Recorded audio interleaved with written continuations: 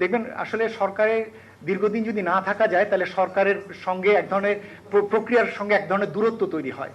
ফলে ওই এবং ভিতরে এই সময়কালের ভিতরে বিভিন্ন রকমের পরিবর্তনগুলো হয় সেগুলো অনেক সময় পুরোপুরি অনুধাবন করাতে কষ্ট হয়। তখন নতুন সরকার ক্ষমতায় আসলেই যেটি হয় যে পূর্ববর্তী যে সিস্টেমগুলো এটা আবার নতুন সরকারকে চেপে ধরতে চায়, যেটা আমি আমার বক্তব্যের ভিতরে রেখেছি যে এক ধরনের ইনার্শিয়া কাজ করেন নড়াচড়ার ক্ষেত্রে। আবার নতুন সরকার যেহেতু তারাও আসলে এই ব্যুরোক্রেসিকে তখন ব্যবহার করতে তারাও হিমশিম খেয়ে যায়। এই 100 দিনে 80 দিনের পদক্ষেপটি আমার কাছে মনে হয়েছে যে এক ধরনের ঝাঁকি দেওয়া, অর্থাৎ নতুন সরকারকে, নতুন রাজনৈতিক সরকার যাতে ব্যুরোক্রেসিকে নিয়ে চলতে পারেন এবং ব্যুরোক্রেসি যাতে তাদের মতো করে মুভ করেন, সেই মুভমেন্টের ঝাঁকিটি আসলে দেবার জন্যই এই জায়গাটিকে। এবং দেখবেন উনি সবাইকেই বলছেন এটি করা, এবং আপনি ঠিকই বলেছেন 5 বছরই আসলে তাদের লক্ষ্য রাখা উচিত। সুতরাং আমার কাছে মনে হয়েছে যে, এবং উনি দেখবেন যে উনি প্রধানমন্ত্রীর কার্যালয়ে না বসে উনি এইতে বসছেন, সচিবালয়ে বসছেন, এটিও কিন্তু ইন্ডিকেটিভ। কেননা আমি কিছুদিন আগে একটা আর্টিকেল লিখেছিলাম এবং সেখানে এটাও লিখেছিলাম যে যোগ্যতা কি মন্ত্রী হবার, এবং এক্ষেত্রে প্রায়শই দেখা যায় যে প্রাইম মিনিস্টার্স অফিস অনেক সময় মন্ত্রণালয়ের অফিসের সচিব, উপসচিবও অনেক সময় মন্ত্রণালয়ের মন্ত্রী সচিবদের আগে আমরা দেখতাম যে ছড়ি ঘোরাতেন, মানে সব সিদ্ধান্ত তাদের উপরে থাকতো প্রাইম মিনিস্টার অফিসে।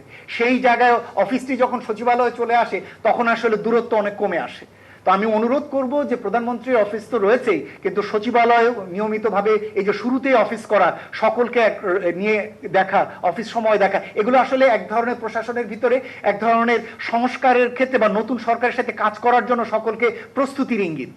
কিন্তু তার মানে এই যে এটা যে সফলতার ইঙ্গিত তা বলছি না, সফলতা আগামী দিনে, এবং এটা ধীরে ধীরে আগামী দিনে সেই জায়গাটি হয়তো আগামী দিনে দেখবার প্রয়োজন রয়েছে বলে আমরা মনে করি। এই চুক্তির ক্ষেত্রে যে জিনিসটি বলেছি, আমি শুরু থেকেই যারা আমাকে যারা ফলো করেন, আমি দুর্ভাগ্যবশত বলতে চাই যে আমি যেভাবে বলেছি আপনারা আমার কাছ থেকে কোট নিয়েছেন, কোটের একটা সেন্টেন্স দিয়েছেন আর একটা সেন্টেন্স দেন নাই। শুরু থেকে এই চুক্তির যে এই অবস্থা হবে, এটা যখন থেকে ট্রেড নিউজ হয়েছে, এটা যে বাংলাদেশের জন্য সহায়কমূলক না, ট্যারিফটা আমি তো বাকিটা জানিই না, এটা তো অনেক পরে জেনেছি। শুধু ট্যারিফ পার্টটা নিয়ে আমি বলেছিলাম যে ট্যারিফ পার্টটা নিয়ে এটা ডাব্লিউটিও নীতি বিরোধী, এবং এটা কোনোভাবেই বাংলাদেশের জন্য খুব, আপনারা বলছিলেন যে হ্যাঁ চীন বা ভারতের সাথে আমাদের একটা বড় পার্থক্য তৈরি হচ্ছে, আমাদের অসুবিধা কোথায়। কিন্তু আমি তখন এটাও বলেছিলাম যে চীন ভারতের এই বৈষম্যের জন্য এরা এখন তাদের পণ্য ইউরোপে পাঠাবে কম দামে। এই যে এখন দেখেন আমার ইউরোপে আমি আমার পণ্য এক্সপোর্ট করতে পারছি না, কারণ লো কস্ট চাইনিজ পণ্য ওই মার্কেটগুলো দখল করে নিচ্ছে।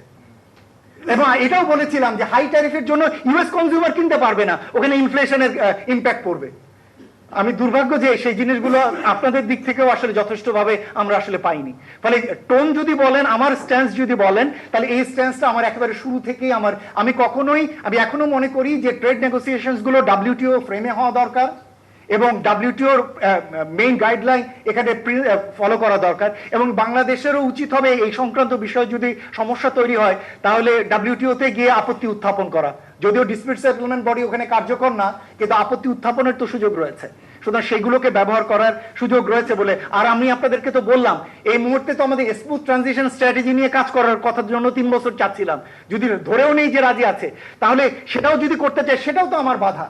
আমি তো সবসময় চাইবো যে লো কস্ট ইফিশিয়েন্ট টেকনোলজি, যেটা আমার পার্শ্ববর্তী দেশ ভারত বা চীন থেকে আসে, এবং সেটা করতে গেলেও যদি আমাকে বাধা চলে আসে, সেই জায়গাগুলোর ব্যাপারেও তো আমার নিজস্ব স্বাধীনতা থাকতে হবে। ফলে আমাদের অর্থনৈতিক স্বাধীনতা, নীতি সিদ্ধান্তের স্বাধীনতার জায়গায় এই চুক্তিটা আমার কাছে একটা বড় মানে মনে হয়েছে, ব্যত্যয় মনে হয়েছে বলে আমার কাছে মনে হয়, এবং যে এটা আসলে সরে আসার সুযোগ রয়েছে।